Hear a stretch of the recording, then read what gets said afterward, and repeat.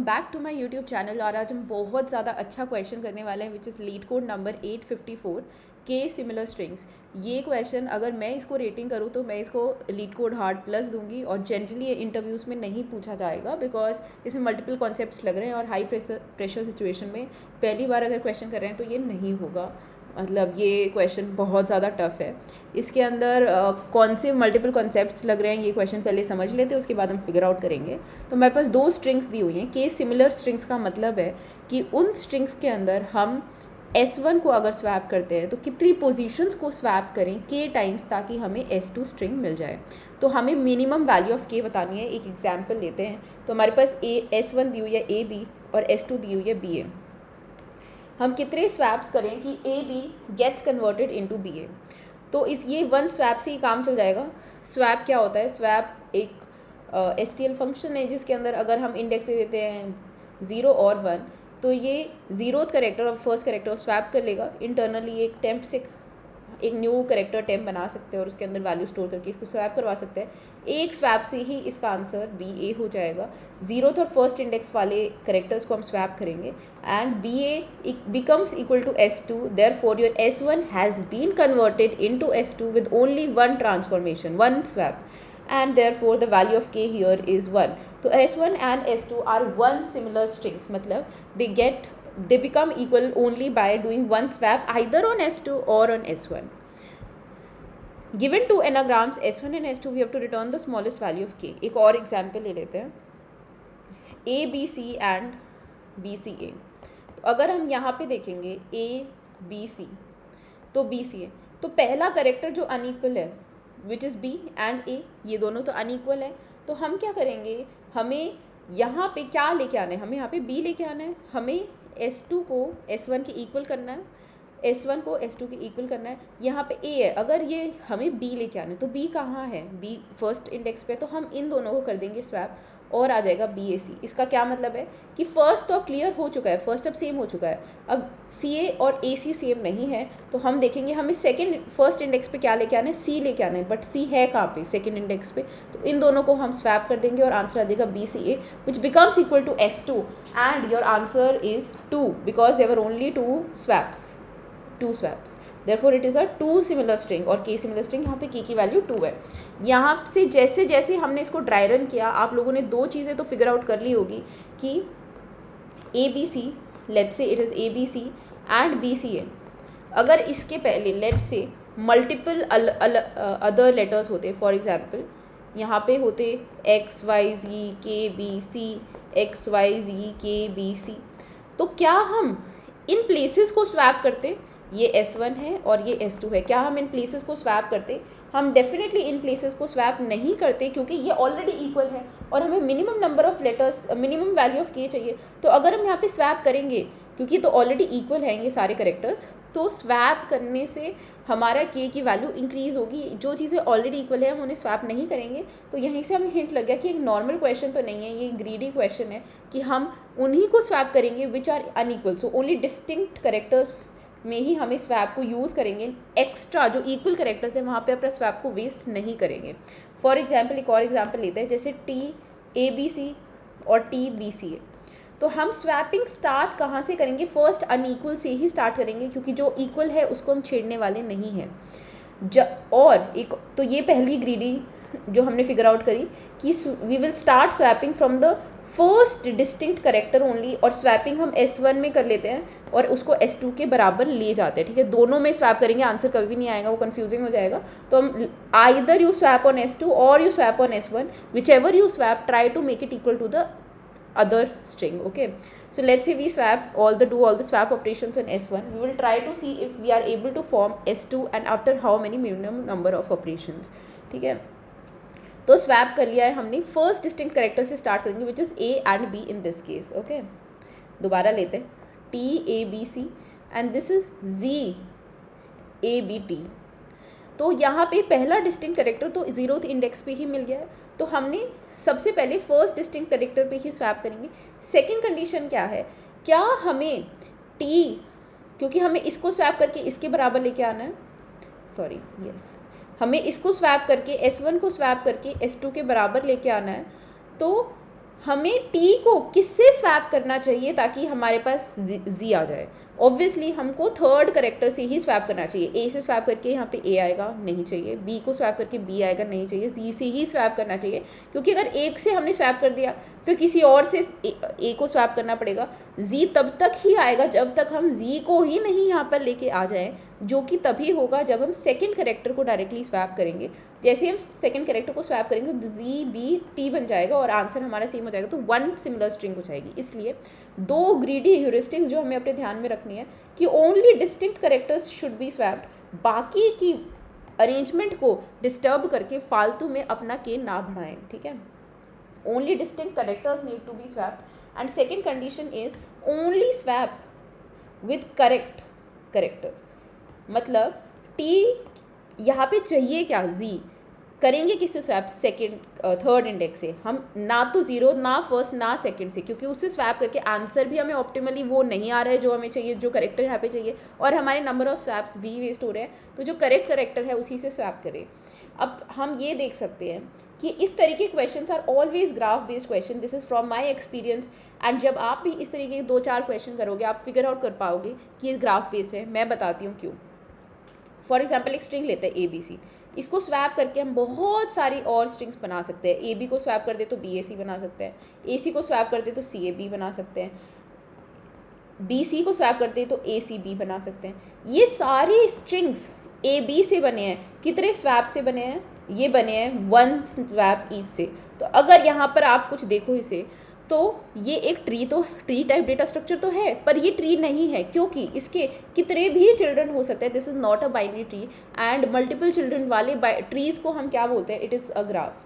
A tree with multiple children is solved generally in DSA as a graph, because tree को recursively हम solve करते हैं, वो 2 children के लिए ही मोस्टली ऑप्टिमल होता है। हम लेफ्ट डायरेक्शन में जाते हैं, राइट डायरेक्शन में जाते हैं, तो इसलिए हम इसको एज अ ग्राफ सॉल्व करने वाले हैं, क्योंकि ये हो गए इसके चाइल्ड और ये हो गया हमारा प्रीवियस स्ट्रिंग जिसे हमने चेंज करके लाया। अब इसे और 3 तरीक़ों से चेंज कर सकते हैं, तो ये एक ग्राफ बन जाएगा।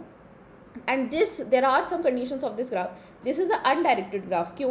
क्योंकि ए बी सी से स्वैप करके बी ए सी आए, वैसे ही बी ए सी से स्वैप करके वापस ए बी सी आ सकता है। तो यहाँ पे अनडायरेक्टेड ग्राफ में सबसे बड़ा खतरा किस चीज़ का होता है? इनफाइनाइट लूप्स का। यहाँ इनफाइनाइट लूप्स बहुत फंसते हैं, क्योंकि इससे इस नोड से यहाँ आए तो इस नोड से वापस भी यहाँ जा सकते हैं। इनफाइनाइट लूप्स के लिए हम ऑलवेज एक विजिटेड डेटा स्ट्रक्चर रखते हैं। वो डेटा स्ट्रक्चर हम क्वेश्चन के ऊपर डिसाइड करते हैं, क्वेश्चन के बेसिस पे। उसके बाद सेकेंड जो इम्पॉर्टेंट चीज़ है अनडायरेक्टेड ग्राफ के अंदर, sorry guys 1 second, my free form has crashed. तो सेकेंड इम्पॉर्टेंट पॉइंट मैं आपको बता देती हूँ, वो है कि एज वेट। क्योंकि यहाँ पे सारे पेरेंट और चाइल्ड के बीच में जो एज वेट है, although there is no edge weight, but हम यहाँ पे एज वेट क्या है? Swaps are the edge weight. For example A B C से बी ए सी कैसे आया? एक स्वैप करके। सी बी ए से ए बी सी कैसे आया? एक स्वैप करके। यहाँ पे अगर और कोई रूट होता तो 2 स्वैप करके आया होता। तो इसलिए ये सारे अगर आप देखेंगे इक्विवेलेंट है। और जहाँ पे भी 3 टर्म्स आप देखो, उधर 95% केसेस में, नॉट इवन 95, 99% केसेस में जहाँ पे भी आप देखो एक ग्राफ है, ग्राफ के बाद इक्विवेलेंट एजेस हैं, इक्विवेलेंट एज वेट्स हैं, जैसे इस केस में, और बहुत सारे ऐसे और भी केसेस होते हैं। और थर्ड है शॉर्टेस्ट वैल्यू चाहिए, कुछ शॉर्टेस्ट वैल्यू चाहिए किसी नोड से नोड तक की शॉर्टेस्ट वैल्यू नहीं, यहाँ राइट टर्म होगी शॉर्टेस्ट डिस्टेंस हमें चाहिए। जब भी ये 3 कंडीशंस होती हैं, और ये अनडायरेक्टेड ग्राफ है या डायरेक्टेड भी आप ले सकते हैं, ठीक है, जहाँ पे भी आपको ग्राफ एज वेट इक्विवेलेंट है, या तो वो 1 है या कुछ भी, but they should be equivalent, all edge weights should be equivalent, and हमें शॉर्टेस्ट डिस्टेंस चाहिए, तो हमारा answer is always most optimal answer. Although BFS will also solve it, but it will always give time limit exceeded. आप कितना भी उसको memorise कर दें, most optimal answer is via BFS। और जनरली ग्राफ के क्वेश्चंस में मेमोराइज करना टफ होता है। हाँ, हम सेट टाइप के तरीकों को बिट मास्किंग एटसेट्रा यूज़ करके मेमोराइज कर सकते हैं, बट बहुत सारे ऐसे डेटा स्ट्रक्चर्स होते हैं विजिटेड होने की वजह से, बिकॉज इट इज़ अनडायरेक्टेड और इन्फिनिट लूप ना बने, इसलिए हम ऑलवेज कोई ना कोई टाइप का विजिटेड डेटा स्ट्रक्चर हम रखते हैं। Simplest is a vector, but again tough questions में ये डेटा स्ट्रक्चर बहुत ही कॉम्प्लेक्स भी हो जाता है। तो इसलिए जैसे एक क्वेश्चन हमने इससे पहले, मैंने 2 वीडियो पहले डाला था, जिसके अंदर जो विजिटेड हमारा डेटा स्ट्रक्चर था वो था स्टेट, और स्टेट्स मतलब कितना पाथ में कौन से नोड से कितने नोड्स अब तक कवर हो चुके हैं, जिसमें हमने बिट मास्किंग लगाया था, जो कि बहुत ही अच्छा क्वेश्चन था। तो इसलिए हमें यहाँ पे मेमोराइजेशन टफ हो जाती है। जहाँ पे भी आप शॉर्टेस्ट डिस्टेंस देखो, ब्लाइंडली आप सोच सकते हो कि हम BFS लगेगा, अब आपको बस फिगर आउट करना है BFS कैसे लगेगा। अभी तक हम 3 चीज़ें डिस्कस कर चुके हैं। एक है BFS लगेगा यहाँ पे ऑब्वियसली, उसके बाद क्योंकि हमारी S1 है, कुछ स्वैप्स करके उसको S2, कुछ स्वैप्स करके उसको S3, S4, हमें पता है कि हमारी फाइनल स्ट्रिंग क्या आनी चाहिए, जो क्वेश्चन में दी हुई S2 है ना, ये इसको S' ले लो, ठीक है। तो जो इंटरमीडिएट स्ट्रिंग्स जितनी भी आए, मिनिमम रास्ता, मिनिमम डिस्टेंस जिससे हमारा आंसर S2 तक पहुंच जाए, उस डिस्टेंस की वैल्यू बतानी है, and that distance is only K, ठीक है। लेट्स से हमारी A स्ट्रिंग थी, हमारी S1 स्ट्रिंग दी हुई थी, S2 स्ट्रिंग दी हुई थी। S1 स्ट्रिंग से हमने किसी A स्ट्रिंग में कन्वर्ट किया, एक स्वैप करके, एक और स्वैप करके B में कन्वर्ट किया, एक और स्वैप करके C में कन्वर्ट किया, एंड फाइनल हमारी S2 है। तो S1 से S2 में पहुंचने का मिनिमम रास्ता कितना है, और सपोज और भी टाइप ऑफ स्वैप्स थे, और भी चीज़ें पॉसिबल थी, तो हम यहाँ से और भी तरीके थे, ठीक है, लेकिन मिनिमम वाला रास्ता कौन सा है, ये वाला रास्ता है, एंड इसलिए इसकी नंबर ऑफ स्वैप्स 3 आ जाएगी। तो ये BFS का क्वेश्चन है जिसमें हमें मिनिमम डिस्टेंस फिगर आउट करना है।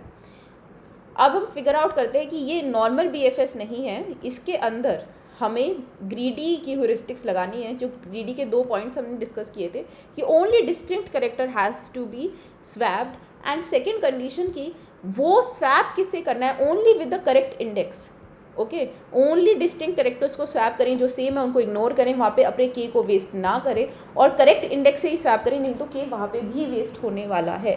This is how BFS। और सेकंड कंडीशन इज विजिटेड रखें, नहीं तो अनडायरेक्टेड ग्राफ में आपको इन्फिनिट लूप फेस करना ही पड़ेगा सारे केसेस में, there is no if and but to this.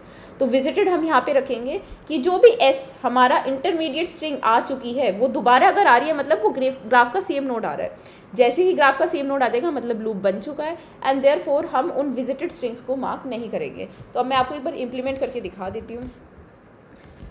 सबसे पहले हम एक BFS के लिए क्यू लेंगे, और क्यू के अंदर हमें क्या रखना चाहिए, हमारी स्ट्रिंग रखनी चाहिए which is the current string जो हम ट्रांसफॉर्म करके बनाकर लाए हैं, and the number of swaps और the steps that have gone in making this queue. This is also our BFS queue. Also, guys, this can also be solved with Dijkstra. All the BFS shortest distance questions can be solved by Dijkstra, because Dijkstra is a more generalized form of solving BFS, because Dijkstra works in undirected graphs of all edge weights, like randomized edge weights, but BFS only works. BFS is a special kind of Dijkstra which works in graphs with only equivalent edge weights, which is this case where the edge weight is only 1. तो ये हमारा BFS हो गया। हम एक visited के लिए क्या लेंगे, सेट ले लेंगे, सेट ले सकते हैं ताकि हमें पता चल जाए वो स्ट्रिंग दोबारा नहीं आ रही है। दिस इज़ आर विजिटेड, ठीक है, this is our visited data structure. And उसके बाद हमारी पहली स्ट्रिंग क्या है, हम S1 को चेंज कर रहे हैं और S2 से कंपेयर कर रहे हैं। तो हमारी क्यू के अंदर सबसे पहले क्या पुश होगा, we will be pushing a pair of string S1, and कितने स्टेप्स में आया है ये, 0 में। विजिटेड के अंदर हम पुश करेंगे कि भाई S1 पे आ चुका है, अब दोबारा जब भी S1 पे आए मतलब सेम स्टेट वो दोबारा जा रहा है, इन्फिनिट लूप बनाने की ट्राई कर रहा है, हमें वो नहीं होने देना है जब तक हमारा क्यू एम्प्टी नहीं हो जाता। Normally how BFS works, and हमें रिटर्न क्या करने हैं, स्टेप्स। तो अब हम सबसे पहले क्यू का फ्रंट निकालेंगे। So a pair of string and steps, sorry this should be int, I am sorry. So this is a pair of the current string and the steps और स्वैप्स, कुछ भी बोल सकते हैं, swaps is a more appropriate word here. So it is int which is the front element of the queue, and queue में से pop करना मत भूलना।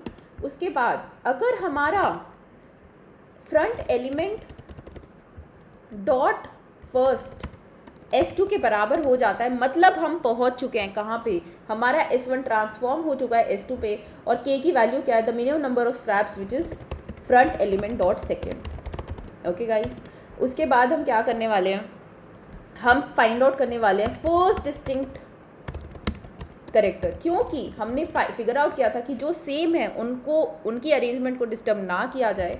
We should always start from the first distinct. तो इंडेक्स 0 ले लो, और जब तक index is less than your front element dot first. तो यहाँ पे काम करते हैं बार बार, क्योंकि हम इसे एक्सेस कर रहे हैं, तो करंट स्ट्रिंग को स्टोर कर लेते हैं which is front element dot first, and current steps को भी यहाँ पे स्टोर कर लेते हैं, int current step which is front element dot second. तो यहाँ पे हम देखेंगे कि अगर हमारी करंट स्ट्रिंग S2 बन चुकी है तो क्या रिटर्न करो, हमारी करंट स्टेप वही है वैल्यू ऑफ के। अगर हमारा इंडेक्स करंट स्ट्रिंग के साइज से कम रहता है तब तक, और हमारा इंडेक्स जब तक इक्वल है जब तक हमारा करंट स्ट्रिंग का इंडेक्स वाला करेक्टर इक्वल है किसके, हमारे S2 के, हमें नहीं करनी है कोई स्वैपिंग, इसलिए हम इंडेक्स को मूव करते जाएंगे। अब इंडेक्स किसको रिप्रेजेंट कर रहा है, जो हमारा पहला करेक्टर है which is not equal to S2 of index. Okay, अब हम क्या करने वाले हैं, अब हम फॉर लूप लगाने वाले हैं I start from index plus 1 से हम चेक करेंगे कि कौन सा ऐसा करेक्टर है जो कि इक्वल है किसके, S2 डॉट इंडेक्स के, उसे हम स्वैप करवाएंगे। अगर हमारा करंट स्ट्रिंग ऑफ आई किसके बराबर है, S2 के इंडेक्स के, मतलब हमें वो मिल गया है जिससे हमें स्वैप करवाना है। और हम स्वैप कैसे करवाएंगे, swap of current string of I and current string of क्या, इंडेक्स। ठीक है guys, current string of index को स्वैप करवाएंगे करंट स्ट्रिंग ऑफ आई से। उसके बाद हम क्या करेंगे, DFS कॉल लगाने वाले हैं के सिमिलैरिटी को, नहीं this is BFS। So Q के अंदर हम पुश करवाएंगे क्या, हमारा करंट स्ट्रिंग बन चुका है, कितने स्टेप्स में बन चुका है, एक स्वैप अब और कर दिया ना हमने लाइन नंबर 33 पे, तो करंट स्टेप्स प्लस 1। उसके बाद हम विजिटेड के अंदर भी मार्क करवाएंगे, इंसर्ट करवाएंगे करंट स्ट्रिंग को, क्योंकि हमने स्वैप कर दिया। ऑल्सो गाइज ये काम हमें सिर्फ तब करना है अगर ये नॉन विजिटेड है, तो if visited dot find current string is equal to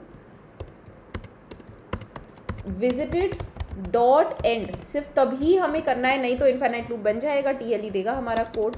and this is like a common generic thing for all the DFS, all the graph based solutions, DFS या BFS इरिस्पेक्टिव ऑफ दैट। अब हमने क्या कर दिया, swap कर दिया है। अब नेक्स्ट में जाएगा तो ये ऑलरेडी स्वैप्ड है, हमें यहाँ पे बैक ट्रैक करना पड़ेगा, हमें करंट आई और करंट इंडेक्स को बैक ट्रैक करना पड़ेगा। एंड अगर ये यहाँ तक आ गया है, उसको ये हिट नहीं हुआ है लाइन नंबर 17, मतलब करंट स्ट्रिंग बन ही नहीं सकती थी S2। हमने सारे पॉसिबल एज केसेस ट्राई कर लिए हैं बाय बैक ट्रैकिंग, और हम रिटर्न क्या करेंगे, -1।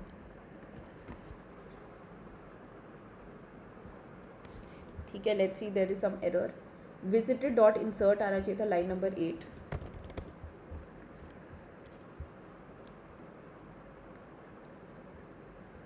Okay, it is current step plus 1।